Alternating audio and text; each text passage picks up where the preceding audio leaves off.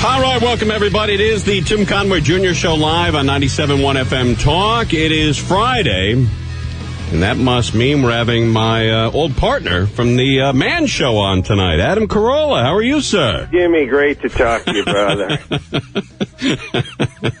Well, I'm not getting those residual checks like you are for that Man Show, man. Yeah, you know, it's funny. Somebody pulled out a shirt the other day from, I guess somebody sent it to us, and it said Man Show staff on it. And it had the Man Show logo, and it was from, like, Ross. And I know I'll never see a penny from that. I got to say, though, it's really sickening how little you can make with a show like the Man Show. But I will say this, my movie The Hammer has been pirated quite a bit in Asia. Oh, that's cool. And I take that as a tip of the cap. Oh, absolutely it is. Yeah. There's a lot of crap out that they're not bothering to rip off. Yeah, somebody sent me an email and said they're in South Korea and they found a pirated version of it. And you know those conversations you have where you can tell the person isn't really listening or they're emailing simultaneously or reading email? I said to my agent, I said, Bill Simmons, the sports guy from ESPN, forwarded me a nice email from one of his listeners. Says he's in South Korea. Says, sorry, just exercise. Says they got the Hammer over there, bootlegged, selling it on the streets for $1. And he said, it might sound bad, but it's pretty good because the only movies they pirate are either big blockbusters or movies that star Koreans. Now, since I made the decree never to work with Koreans again about 12 years ago, I don't want to get into the incident. Right. But there were no Koreans, and this certainly isn't a big movie. So the fact that it's being pirated is pretty cool. And I'm telling this to my agent who's on the phone in New York, and he pauses and he goes, baby, they're pirating the movie. You know that not listening answer? Yeah.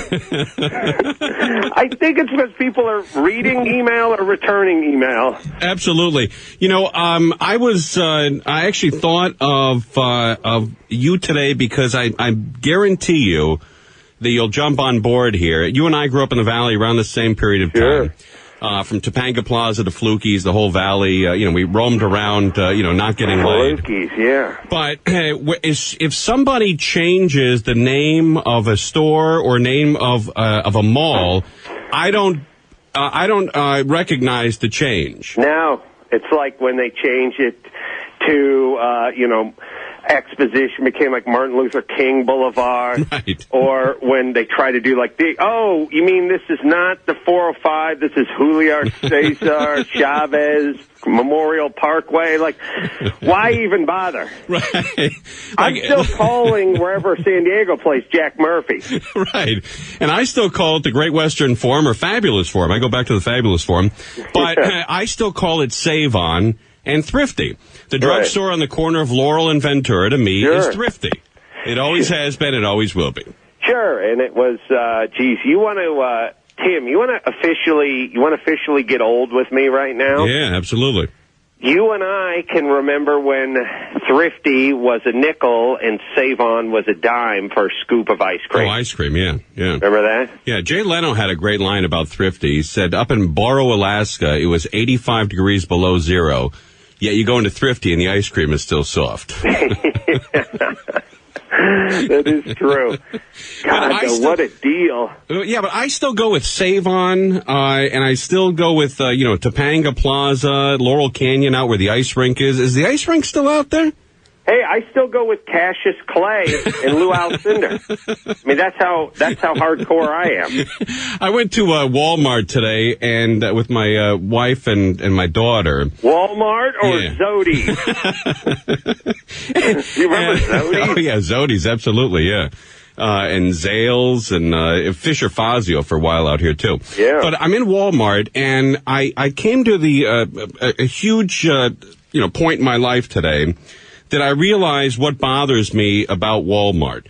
You go to save money at Walmart, but you have to deal with people who are the worst amongst us at interpersonal skills. Sure. The shoppers and the employees have no relationship skills whatsoever. And they'll bang a cart into you. They'll drop something off the shelf and not pick it up. They'll leave the cart in the middle. They'll try to cut you off in line. But these people are the angriest, oldest folks around. And the women there are all 40 to 60 years old, divorced, and angry as F. Well, by the way, how PO'd would you be if, 18 years from now you were making $6.75 an hour, putting those little triangles up that say the floor's slippery? Right. No, I understand why they're angry, but I'm just telling you, the trade-off for low prices is you're going to run into people who have no personal skills whatsoever. I concur, and this is why I say, a lot of people do that. Hey, man, patronize or frequent the mom pa shops to keep these mom shop pops, places in business. Right. I say spend a few extra ducats on your item, save on therapy, number one. Number two, if it's not a big-ticket item, if you're not going in to buy a stacked washer and dryer, but you're just going to go in and get some lock washers, go to the mom and pop place, because you will go into Home Depot and come out with a full beard. But you will have saved 18 cents on your 3 lock washers. Right.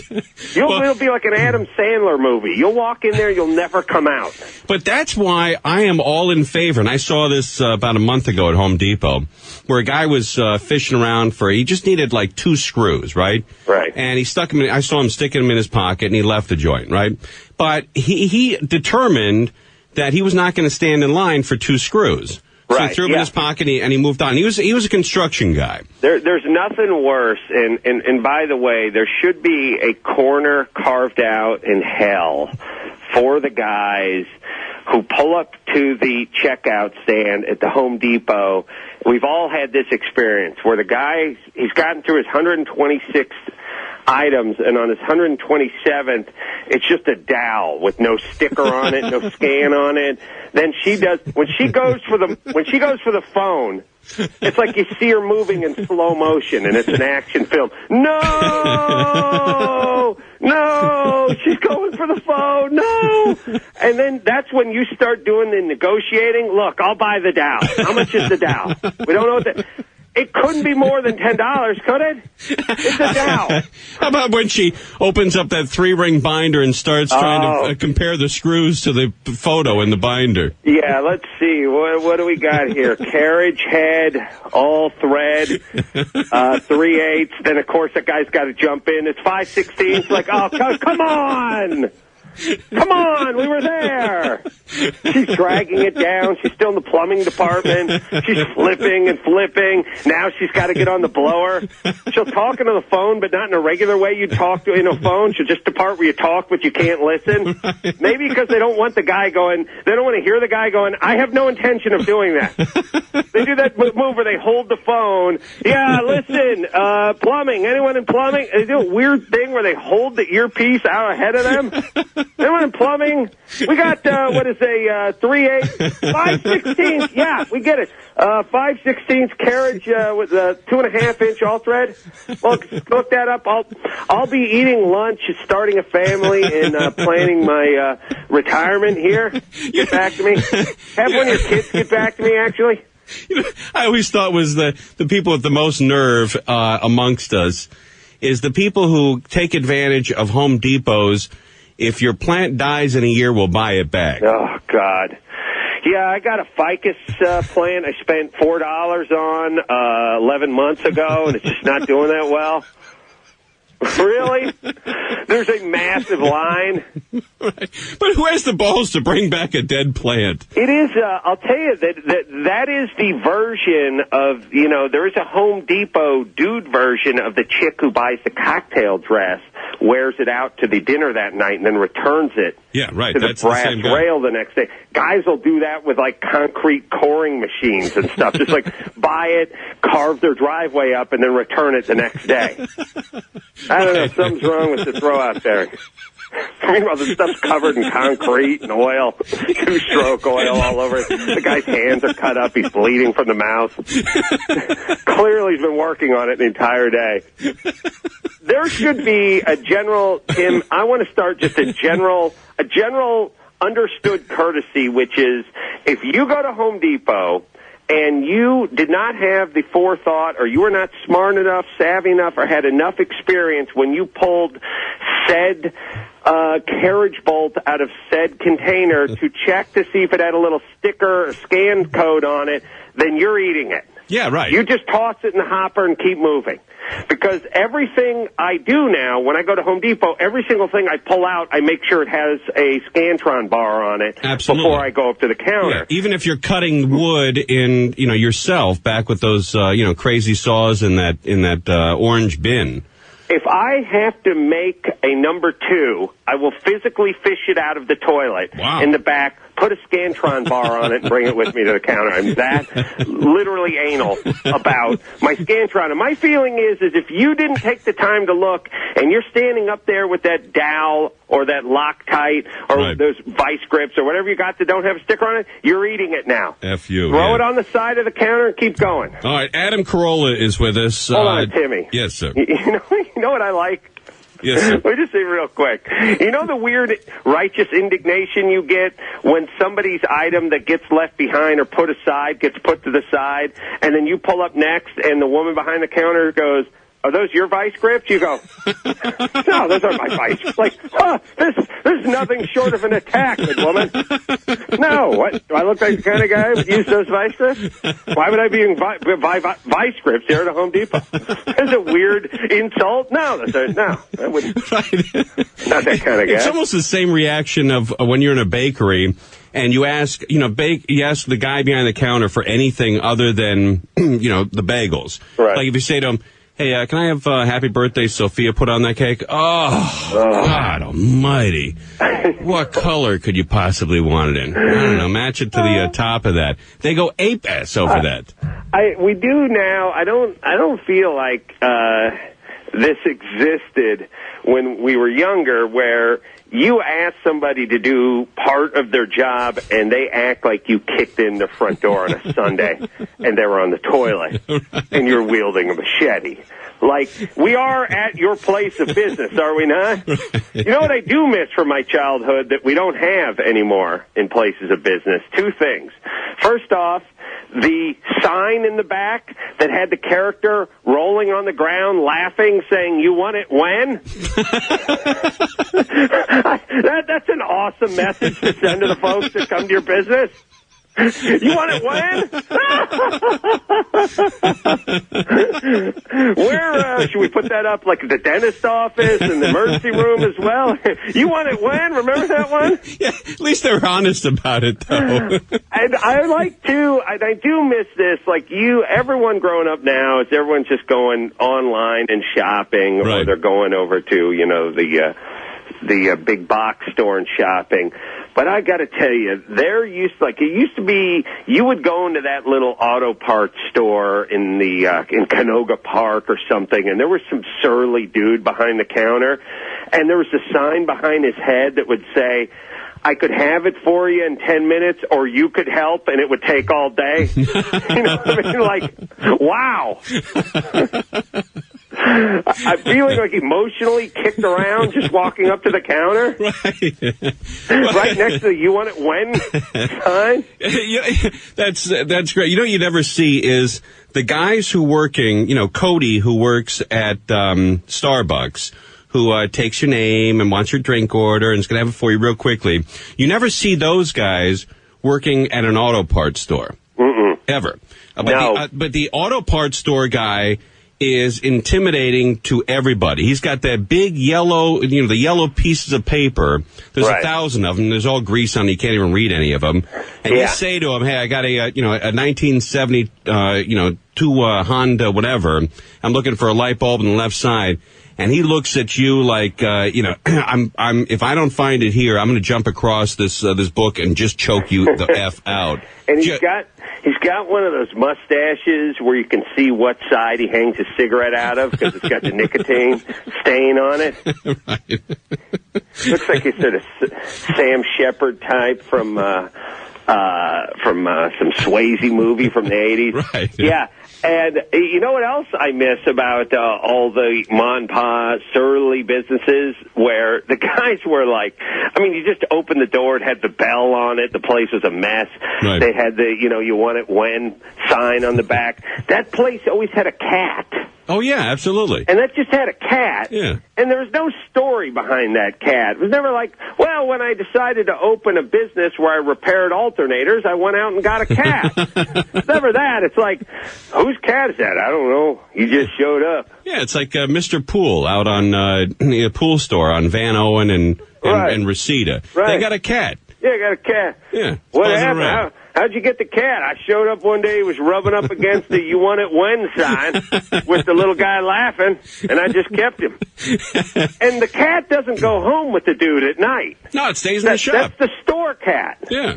And everything is filthy because of that cat. Yeah, and the cat's like, it's unclear whether you're supposed to pet the cat, talk about the cat.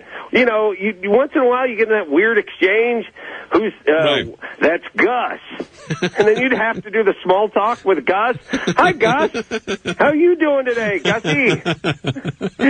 You don't want to offend the guy by not making a little idle chatter with his cat.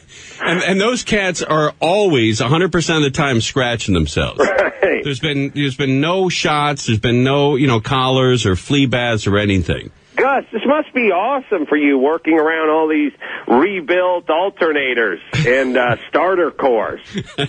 Hey, I got a question for you. Adam Carolla is with us. When you get down to the end of the toilet paper roll, isn't it the person who uses the last slice, isn't it their job to put on the new roll? I would say yes, unless they're buying the toilet paper and the toilet and paying for the roof that's above the toilet and paying for the water that drives the Duke down the toilet, in which case they get a free pass. They get to walk away. Okay. And that's the way I treat it. I'll oftentimes just defecate in the entry hall just to let people know who's paying the bills around here. You know what I find unbelievable? My wife does this too, and God bless her. She lives with one of the biggest a-holes in the valley, so I got to give her a pass. But the reserved rolls of the toilet paper are never in reach when you're sitting on the toilet.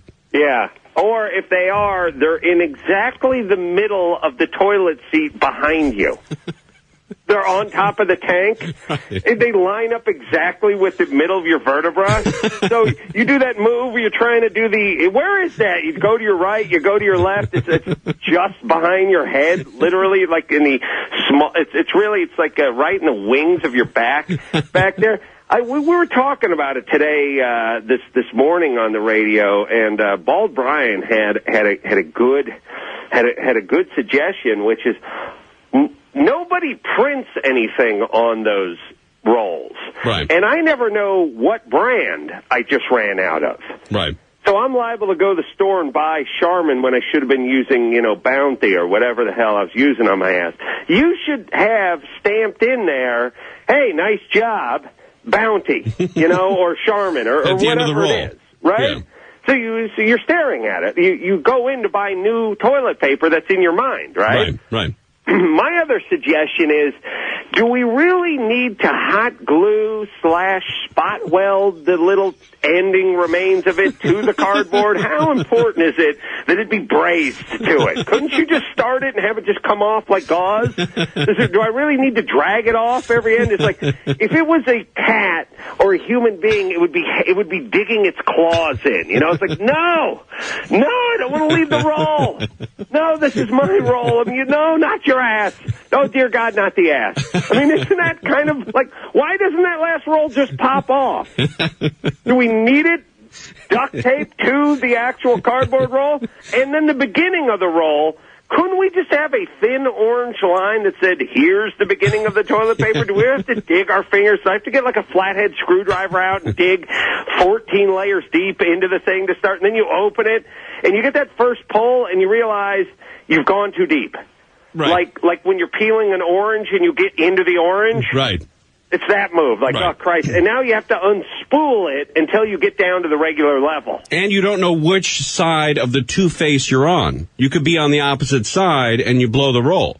Right. You know, the entire roll, you're on the bottom side. You just have, I like that first one where you just have essentially a bird's nest in your hand, and you're like, well, I'm going to form this into some kind of patty and go at it. They must make billions a year just by the first 14 feet of the roll getting wasted every time. You know, when I go to the store to buy toilet paper, I look for the most expensive paper and then I buy it. I don't go bottom dollar on this, because that's I don't know about you, but that's one of the most sensitive parts of my body. Oh, yeah. And I want to spend as much money as I can to make sure that part of the body is taken care of. I'll tell you, funny story revolving around the anus. Jimmy Kimmel once was over at his house, heard some screaming coming from the bathroom, and then him yelling for his wife. She had put a thing of those, like, pine-infused Clorox sink wipes on top of the toilet, and he mistook it for one of those, baby wipes. And if you could only imagine that Clorox pine-fueled, tender ass wipe, and the pain, the searing pain that had to be that baby. Ammonia on the ass creates a pucker factor you've never seen before. It's like when they used to turpentine dogs' asses. If a dog came around your place, you didn't like him anymore, you turpentine his ass, he never comes back. They really should have anything that is in moist towelette form that does not go on your ass should just have a huge ass with a stripe through it, right? Because anything that pops out that's pre-moistened in a towelette, which, by the way, I'm in love with that name, towelette. If I have another daughter, I'm going to name her Towelette. Towelette Carolla. You could do worse. But anything that's pre-moistened that's a towelette that cannot go on your ass, that will cause severe burning, should be very clearly labeled. Arsenio Hall, who's on with us every Wednesday, he has a policy of when he starts dating a chick to go into her bathroom and to find out if she's using dry paper. And if she is, he's out.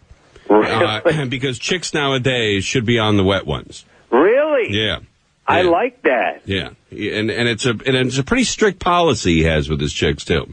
Well, I'll tell you, though, I'm a fan of Arsenio, and, God forbid I tell him what to do socially. But I would say this.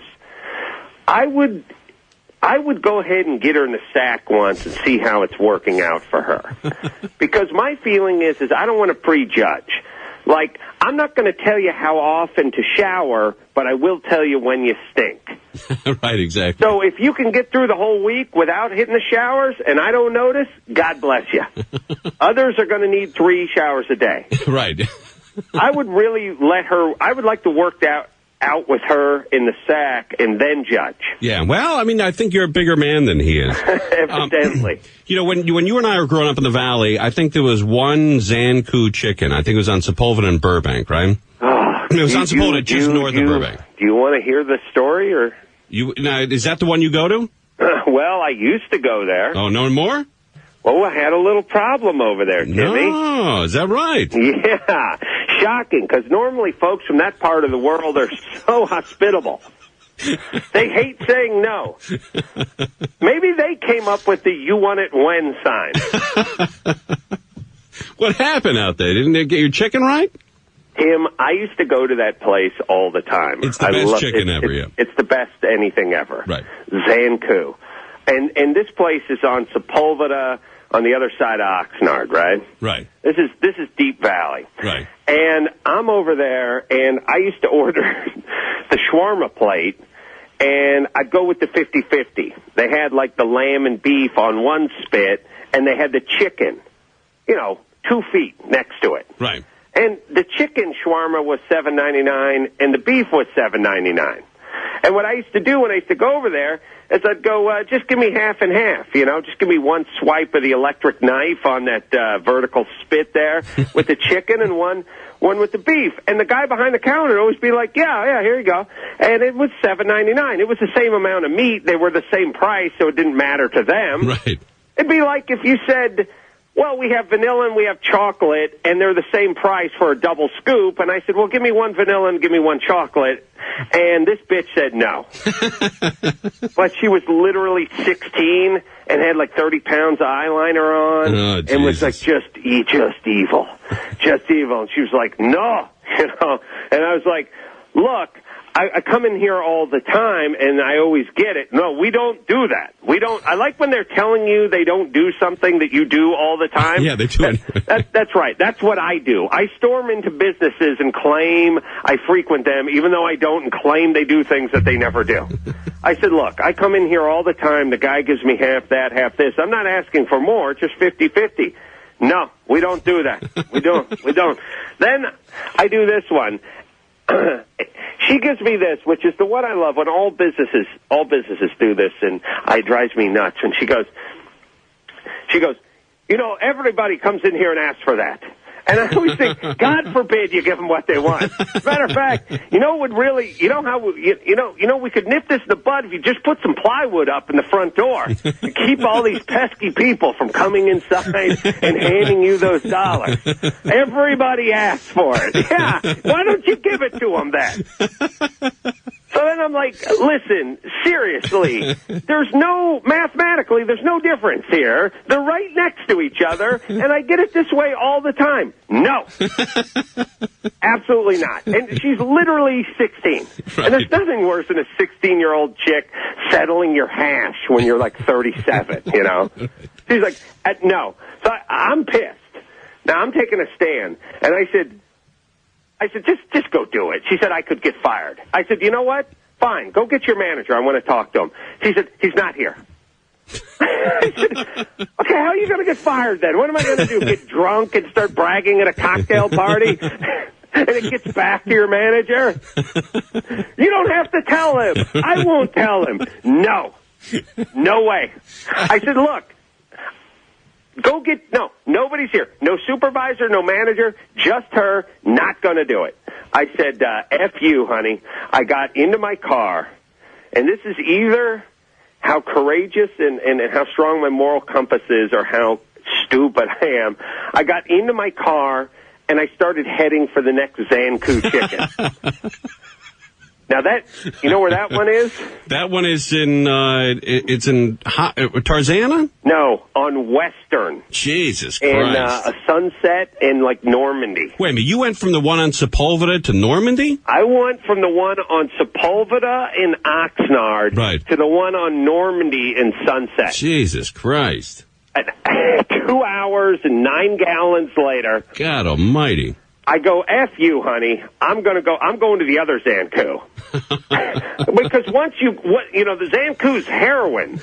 Once you get bit by that, zesty garlic sauce they put on that chicken, you need it. Right. And so what was I to do? I had to have Zanku chicken because I was like a crazed junkie at that point. I would not give that bitch the satisfaction of just getting the single shawarma plate. So I drove to the one. I was literally, anyone who knows L.A., it's literally across town. Oh, yeah. I drive to the next one. I walk right into the door, and I go, the guy goes, can I take your order? And I'm like, yeah, give me the 50-50 shawarma plate, half chicken, half beef. All right, something to drink with that? And I was like, I was going to kill that bitch. I'm going to go over there and throttle that bitch. Well, I got a tip for you here. I don't know if you know this, but there's one in Van Nuys on Sepulveda near Oxnard. There's another one in Burbank. Oh, really? On San Fernando Boulevard. Now this is a good 8-9 years ago. So I see. Right. Okay. All right. Yeah, that's when the only pilgrimage. Yeah, there were 2 of them about 8 or 9 years ago. I absolutely remember that. And then it was funny. I was so angry at Zanku that 5 years later, when I heard the guy killed his whole family and then killed himself, I was like, all right. I can't say that I'm happy about that news, but I did get screwed on that shawarma plate. Still pretty pissed about that. The guy who owns Zanku, shot his mom, his wife, and himself. Is that right? Oh, yeah. Holy Christ. They're angry. Is that recently that happened? It was probably about 5 years ago. Probably about 3-4 years ago. Before I got married, I always would say, oh, what a complete a-hole this guy is. Now you're like, all right. Now I'm like, well, what did she say right before he pulled that trigger? Yeah. What did she say to him? I want to hear all the facts first. Yeah, it's the other Middle Eastern place I went into, Al Wazir over in Hollywood. As I told you, the guy wouldn't take my $10 Amex card for the $4 falafel sandwich. What? Did I tell you that one? No. Oh, Jesus. I feel like I've told the story 1,000 times. This is how surly these people are. Their food is great. They know it's great, but they're total a-holes. Al Wazir is over in Hollywood. I used to go there all the time. I ordered a falafel sandwich. It was literally $3.99. I reach for my wallet. There's no cash. Right. The guy says, I said, do you take plastic? He says, yeah, but it's a $10 minimum. I said, fine. Just charge me the 10. He said, no. I said, you don't understand. I just want to pay the 10. Hey, listen, I have 2 shows on basic cable, and I'm in a rush. Just take the $10 for the falafel. No. I said, I think you're misunderstanding what I'm trying to do here. I'm not trying to pay for the falafel $4.12 with the thing. I'm saying, charge me the minimum. No. Tim, I know this sounds like a stand-up routine. Christ. The woman behind me taps me on the shoulder, really like we're in a sitcom, and says, pad it with some baklava. Buy $6 worth of baklava. I know she's thinking, listen, a-hole, could you guys hash it out somewhere else? That is wild. I was like, are you asking me you're not going to take my $10 for the $4 falafel sandwich? No, next. That was Jesus it. Christ. I left. I think that after a big incident, the other day I was at California Pizza Kitchen with my daughter, the one on Sepulveda between Whitsett and Laurel, and it was packed. It was a waiting room. You had to sign up and wait for a table. Right. And yet I looked down at the Pita King or Pita Shawarma or whatever, and this guy had a whole restaurant open and nobody was in there. But I think what happens is, like, after one of these, these big terrorist deals, I think that everybody assumes that all these guys who own these places are, Middle Eastern. I'll tell you this. There's no way those guys are in any way, shape, or form involved with Al-Qaeda or any terrorist organization, and here's how I know. If they were, they would be polite as part of their goddamn cover, instead of tremendous a-holes, which just about every one of them are when they wait on you. And if they were in some terrorist sleeper cell, they'd be instructed, look, don't cause any trouble. Yeah. Yes, sir. No, sir. Come again. Not you want it when. Yeah. There's no way I'd be getting that kind of treatment from that bitch over at Al Wazir over at Zanku Chicken if she was in a terrorist sleeper cell, right? Right. Yeah, she'd do everything she can just to take the stink off. Right. She thinks Carolla and Conway yapping on the radio about what a-holes they are over at Zanku. So their cover would be blown. Hey, yeah. Your DVD is still available, I understand. Yes, it is. Get the hammer. And by the way, Randy Wang told me that if somebody sends the jacket or the cover, you'll sign it and send it back to him? I spend the better part of my show signing big piles of them that were sent to me with self-addressed stamped envelopes, and you'll get it back in time for Christmas. So go to Amazon, buy a copy, send it. Pull the jacket out, send it to me. I'll happily sign it and send it back to you. But don't do what some of my listeners do, which is seal the return envelope. Oh, is that right? Somebody did that? A couple of guys have licked that one and sealed that baby. Christ. Maybe force of habit, maybe pot, I don't know. But the self-addressed stamped envelope, leave that baby open. Yeah, self-addressed stamped envelope. Yeah, you send it out. I'll happily sign it and make a nice stocking stuffer. There you go. Hey, buddy, thanks for checking in, and always nice to talk to you every Friday. Now, I understand that you're going to be on Saturday as well, right? They're going to play your show on Saturday on the station? Yeah, they're doing, let's call a spade a spade. I'm not going to be in the studio, but it's actually better because it's best of. Oh, good. And you may have... you may have missed What Can't Adam Complain About or This Week in Rage or whatever the hell you missed, a made-up movie or whatever the hell we were doing all week last week because you're not listening 4 hours a day every day. But that's all right. We've taken the best of. we've compiled it, and we put it on Saturday morning. Hey, look at you. Fantastic. All right, and also send your DVD jackets or your covers. I don't know what they call them. Yeah, I don't either. Send to the station. Adam will sign it and send it back to you. Adam, thanks for coming on, man. Always a pleasure. All right, you're the best, man. Thanks. Have a nice weekend. You too, all right, buddy. there he goes, Adam Carolla, everybody. Check out his show every single morning here, every weekday morning, and now they're repeating him on Saturday as well. Adam Carolla starting at 6 a.m., actually 5 a.m. They start running the show, and then he comes on live at 6 to 10 a.m., and Teresa Strasser is with him every morning, and she happens to be here, and we're going to have her on next. What a treat that is for everybody. This is the Tim Conway Jr. Show live on 97.1 FM Talk.